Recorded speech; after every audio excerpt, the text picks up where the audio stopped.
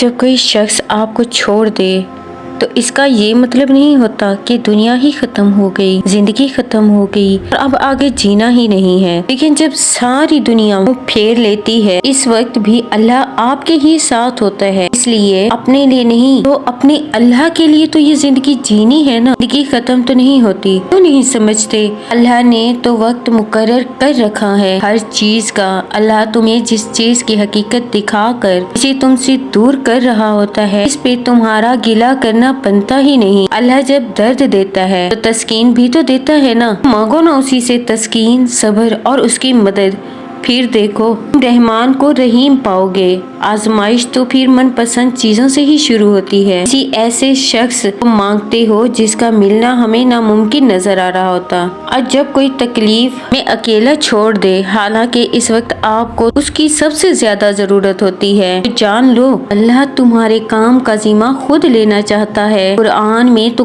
خود اللہ تعالیٰ نے یہ فرمایا کہ تمہاری حمایت اور مدد کے لیے اللہ ہی کافی ہے۔ دکھ اور تکلیف صرف اللہ کو بتایا کرو، اس یقین کے ساتھ وہ سنے گا کہ وہ سنے گا بھی اور آپ کو جواب بھی دے گا۔ اگر اللہ تعالیٰ آپ سے کوئی چیز چھین لینا تو بس اپنے رب پر بھروسہ کرنا اور صبر کو قائم رکھنا۔ جب تم صبر کرو گے نا، راستے تو خود تمہارا رب بناتا جائے گا، اور اس نے کہا ہے نا کہ وہ صبر کرنے والوں کے ساتھ ہے۔ تو جب رب ساتھ ہے تو اس سے زیادہ خوشی کی بات کیا ہوگی؟ حوصلے کی بات تمہارے لیے کیا ہو سکتی ہے؟ اور جب انسان لوگوں کی جگہ اپنے پیارے اللہ پر آنکھ بند کر کے یقین کرتا ہے نا، تو پھر اللہ کبھی اسے مایوس نہیں کرتا۔ حقیقت یہ ہے کہ اللہ لوگوں پر ظلم نہیں کرتا، بلکہ لوگ تو خود اپنے اوپر ظلم کرتے ہیں۔ اپنے رب سے دوستی کر لو، یہی تو وہ ذات ہے کبھی بھی کسی بھی حال میں آپ کو تنہا نہیں چھوڑتی۔ ہو سکتا ہے تم ایک گلاب کے طلبگار ہو، نے تو پورا باغ تمہارے نصیب میں لکھ دیا ہو۔ قرآن پاک میں اللہ تعالیٰ خود فرماتا ہے، ہو سکتا ہے ایک چیز تمہیں ناگوار گزرے اور وہی تمہارے لیے بہتر ہو، اور ہو سکتا ہے ایک چیز تمہیں پسند ہو اور وہی تمہارے لیے بری ہو۔ بے شک اللہ جانتا ہے، تم نہیں جانتے۔ جب اللہ تعالیٰ آپ کی زندگی سے کوئی چیز یا کوئی شخص چھین لے